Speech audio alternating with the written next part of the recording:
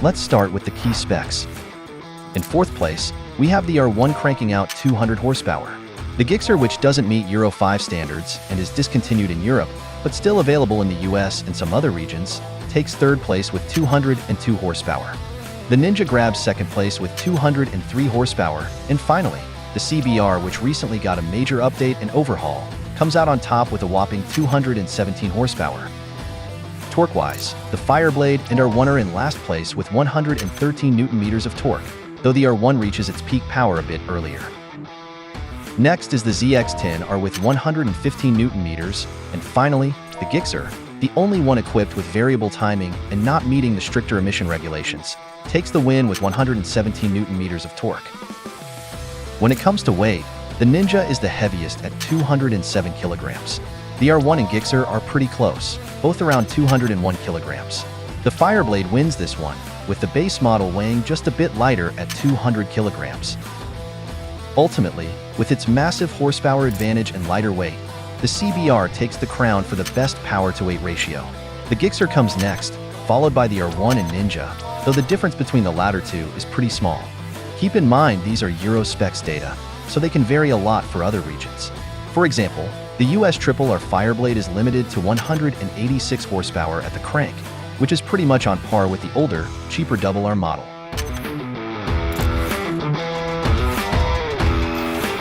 Under the fairings, they are all powered by an inline-4 engine. The CBR, Gixxer, and Ninja stick to a conventional flat plane layout with a 180-degree even firing interval, while Yamaha relies on their signature cross-plane crank with an uneven firing interval that gives it a power delivery and sound mimicking a 90-degree V4 engine. They all share a comparable displacement of around 1 liter. Then in terms of compression ratios, the CBR boasts the highest, followed by the Gixxer, and then the R1 and Ninja. As for the valve train, they all feature a double overhead cam with 4 valves per cylinder and a finger-forward rocker arm valve actuation system. However, Suzuki takes it a step further by equipping the Gixxer with a variable timing system aimed at providing a broader power band. Honda, on the other hand, takes a different approach with their semi-cam gear train system, where the cam chain is driven by the timing gear on the crank via the cam idle gear, which makes the cam chain shorter, lighter, and more durable. This setup allows the engine to rev higher and maintains a more compact design overall. As for the transmission, power gets sent to the rear wheel through a 6-speed wet clutch, equipped with assist and slipper features.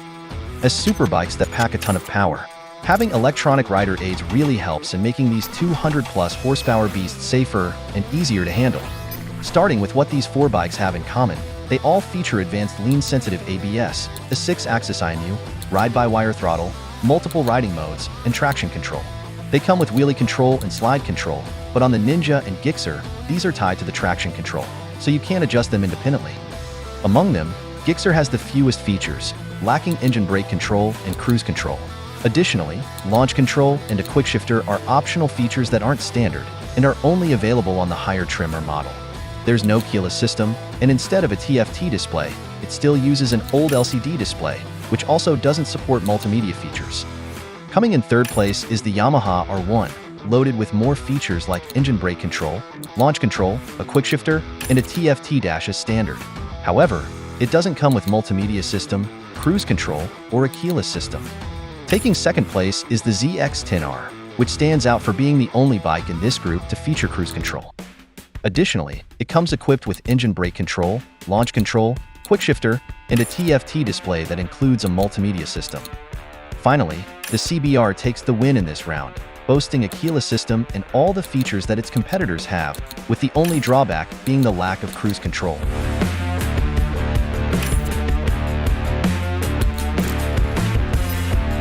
In terms of chassis, all 4 superbikes share similar specs, featuring a perimeter-style frame made from aluminum. For the front suspension, they use 43mm upside-down forks that are fully adjustable. Since these are base models, none of them have semi-active suspension.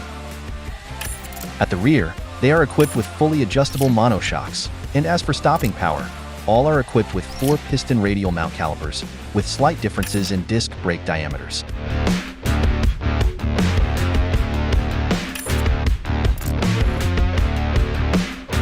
Moving on to dimensions, the R1 has the tallest seat height and the most compact wheelbase. In terms of tires, the Gixxer features a slightly smaller aspect ratio, meaning its tire height is smaller relative to its width, which could contribute to its low seat height. On the other hand, the Fireblade, which boasts the highest top-end power, is equipped with a slightly wider rear tire, possibly to maintain traction and high-speed stability.